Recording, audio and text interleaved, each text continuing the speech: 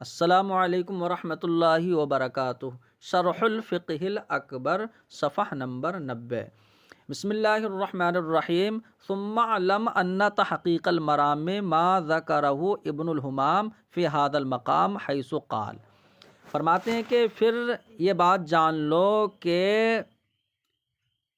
مقصود کی تحقیق وہ ہے کہ جس کو علامہ ابن حمام نے اس مقام میں ذکر کیا ہے، تو وہ یعنی بالکل تحقیقی بات ہے۔ وہ کیا ہے؟ فرماتے ہیں حیث قال، کیونکہ انہوں نے فرمایا کہ فَإِنْ قِيل، کہ اگر معتزلہ کی طرف سے یہ اعتراض کیا جائے کہ لا شک انہ تعالی خلق للعبد قدرتاً علی الافعال، تو دیکھیے معتزلہ کی طرف سے پیچھے بھی اعتراض ہوا تھا کہ اگر اللہ رب العزت ہی بندوں کے سارے افعال کا خالق ہو تو اللہ رب العزت کا قائد و قائم عاقل شارب ہونا لازم آئے گا۔ تو اس کا مطلب یہ ہے کہ معتزلہ یہ صرف افعال ضروریہ جو بندے کے اختیار میں نہ ہوتے ہیں،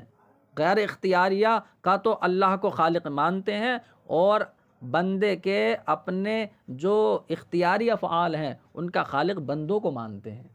تو اس وجہ سے یہ کہہ رہے ہیں کہ فَإِنْ قِيل، تو اگر معتزلہ کی طرف سے یہ اعتراض کیا جائے کہ لا شک انہ تعالی خلق للعبد قدرتاً علی الافعال، کہ اس بات میں تو کوئی شک نہیں ہے کہ اللہ رب العزت نے بندے کے لیے افعال پر قدرت پیدا فرمائی ہے، اس بات میں تو کوئی شک نہیں ہے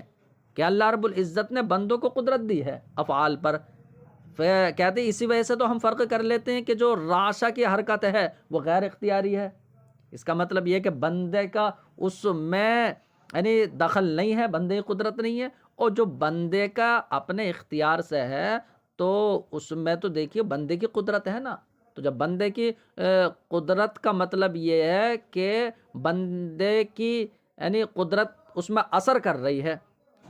تو اس کا مطلب بندہ ہی وجود میں دے رہا ہے، اس بندہ ہی وجود دے رہا ہے اس کو، اس لیے بندہ ہی جو ہے خالق ہو گیا۔ تو یہ بات انہوں نے کہی۔ فرماتے ہیں وَلِذَا نُدْرِكُ تَفْرِقَةً بَيْنَ الْحَرْكَةِ الْمَقْدُورَةِ وَهِيَ الْاخْتِيَارِيَّةُ وَبَيْنَ الرَّعْدَةِ الضَّرُورِيَّةِ۔ فرماتے ہیں اس لیے ہم جانتے ہیں کہ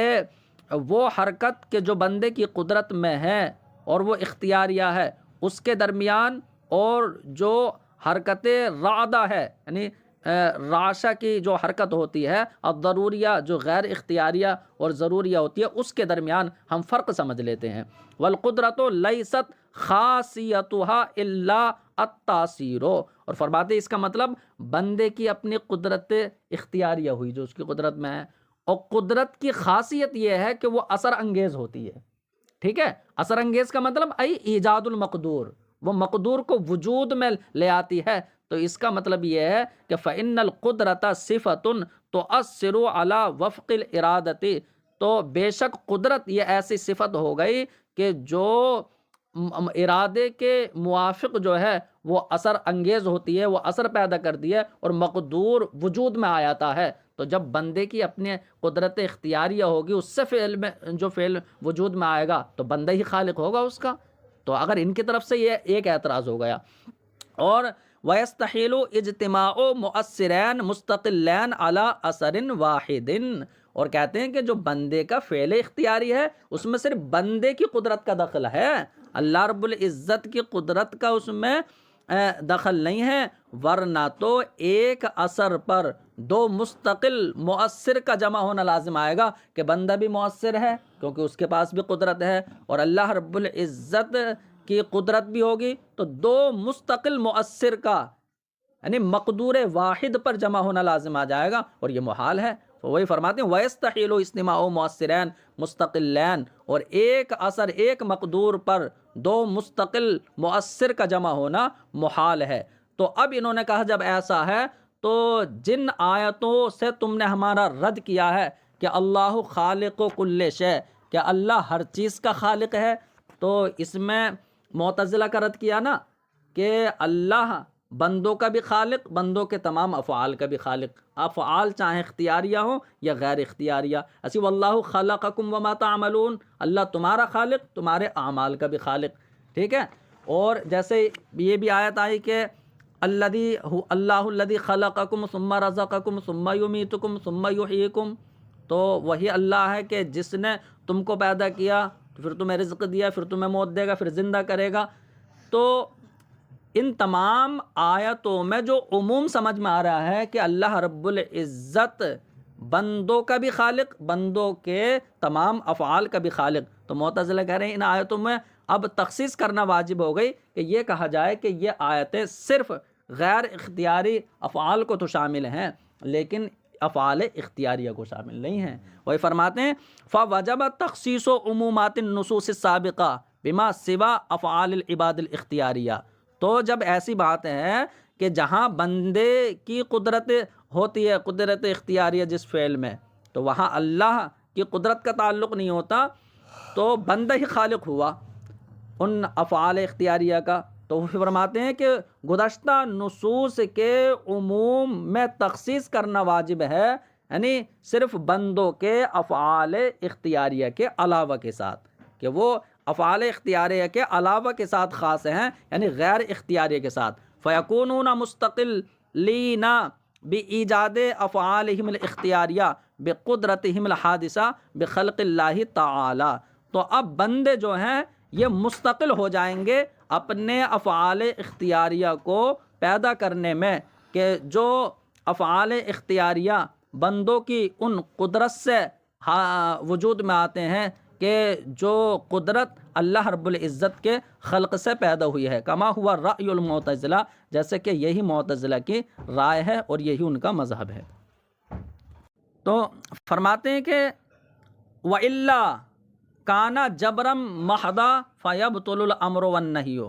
تو اس کا مطلب یہ ہے کہ گزشتہ نصوص میں جو عموم ہے اس میں تخصیص کرنا پڑے گی کہ وہ صرف غیر اختیاری افعال کے ساتھ خاص ہیں، اور بندے کے جو افعال اختیاریہ ہیں تو وہ اپنی قدرت سے وجود میں لاتا ہے، کہ جو قدرت اللہ نے عطا کی ہے۔ فرماتے ہیں اگر یہ مانو نا کہ اس تمام افعال کا خالق اللہ ہی ہے، بندے کو کوئی اختیار نہیں ہے، تو فرماتے ہیں وَإِلَّا، ورنہ تو یہ جبر محض ہو جائے گا، اور جب بندہ مجبور محض ہو جائے گا تو پھر اسے یہ کہنا کہ ایمان لا، کفر سے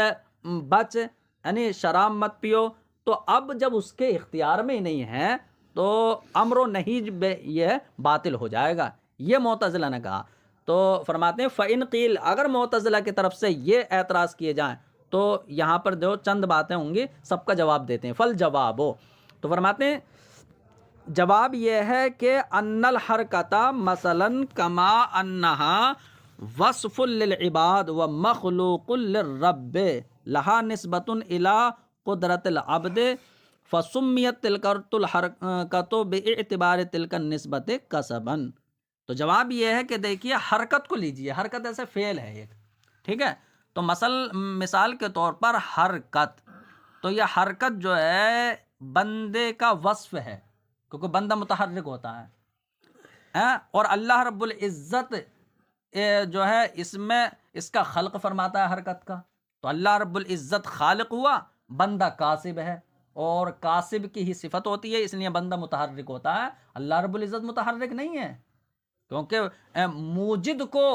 اس وصف کے ساتھ متصف نہیں کیا جاتا بلکہ کاسب کو کیا جاتا ہے۔ تو وہ فرماتے ہیں کہ مثلا حرکت جس طرح یہ بندوں کا وصف ہے اور رب کی مخلوق ہے، تو اس کی اب دو نسبت ہوئی، لہا نسبت، حرکت کی نسبت بندے کی قدرت کی طرف ہے، تو اس حرکت کو اس نسبت کے اعتبار سے سمیت کسبن، کسب کا نام دیا جائے گا، بندے کی قدرت کی طرف نسبت کرتے ہوئے اس کو کسب کہا جائے گا حرکت کو، بمعنی انہا مکسوبۃ للعبد، یعنی اس معنی کر کہ یہ حرکت بندے کے یعنی کسب سے وجود میں آئی ہے، کہ بندے کے لیے جو ہے یہ حاصل ہوئی ہے، تو بندے کے کسب کے طور پر ہے۔ ولم یلزم الجبر المحض اذا كانت متعلق قدرت العبد داخلۃ فی اختیاری، اور فرماتے ہیں جب حرکت جب بندے کا وصف بھی ہے اور اس کو اس نسبت کے اعتبار سے حرکت کو کسب کہا جاتا ہے، تو بندہ یہ مجبور محض کہاں سے ہو جائے گا؟ آپ جو کہہ رہے ہیں اس لیے کہ بندے کی بھی قدرت ہے نا، تو جیسا حرکت ہے تو حرکت کو اللہ رب العزت وجود بخشے گا، تو اللہ رب العزت تو خالق ہے اور بندہ اس کا کسب کرتا ہے، تو بندے کا صفت ہے وہ. تو اب دیکھو حرکت، بندے کی قدرت کا تعلق حرکت سے ہوا، اللہ کی قدرت کا تعلق بھی ہوا. تو اس کا مطلب یہ ہے کہ جو حرکت ہے یہ بندے کے اختیار میں داخل ہو گئی. جب بندے کے اختیار میں داخل ہو گئی حرکت تو بندہ مجبور محض کہاں رہا. وہی فرماتے ہیں ولم یلزم الجبر المحض، اور مجبور محض ہونا یہاں لازم نہیں آیا، یعنی جب کہ بندے کی قدرت کا جو متعلق ہے کون، وہی حرکت، وہ جب کہ وہ بندے کے اختیار میں ہی داخل ہے. وہذا التعلق هو المسمى عندنا بالکسب، اور اسی تعلق کو تو ہمارے نزدیک کسب کہا جاتا ہے. انتہا، یہاں تک بات پوری ہو گئی. تو یہ اعتراض کے ساتھ جواب دے دیا. اب دیکھو یہ رہ گیا کہ ان کا یہ بھی اعتراض تھا کہ ایک مقدور پر دو مستقل قدرتوں کا جمع ہونا لازم آئے گا اور یہ محال ہے. کہا تھا نا ایک اثر پر دو مؤثر کا اجتماع. تو فرماتے ہیں وَأَمَّا مَا سَبَقَ مِنْ اسْتِحَالَةِ اجتماع مؤثرین علی اثر واحد، اور رہی یہ گزشتہ بات کہ ایک اثر پر دو مؤثر کا اجتماع محال ہے، تو فل جواب عنہ، اس کا جواب یہ ہے کہ ان دخول مقدور تحت قدرتین احداہما قدرت الاختراع والاخری قدرت الاکتساب جائز. تو فرماتے ہیں کہ یہاں پر جو ہے وہ محال نہیں ہے، اور جو محال ہے وہ یہاں پر ہے نہیں، اس لیے کہ محال تو دو مؤثر کا اجتماع ایک اثر پر اس وقت ہوگا جبکہ دونوں مؤثر کی قدرت مستقل ہو. اور یہاں پر قدرت الہیہ تو مستقل ہے، البتہ قدرت عبد جو ہے وہ مستقل نہیں ہے، بلکہ وہ تو خلق الہ سے ہے. تو وہی فرماتے ہیں کہ جواب اس کا یہ ہے کہ ان دخول مقدور، کہ ایک مقدور کا دو قدرتوں کے تحت داخل ہونا، کہ جن دو قدرتوں میں سے ایک قدرت اختراع ہو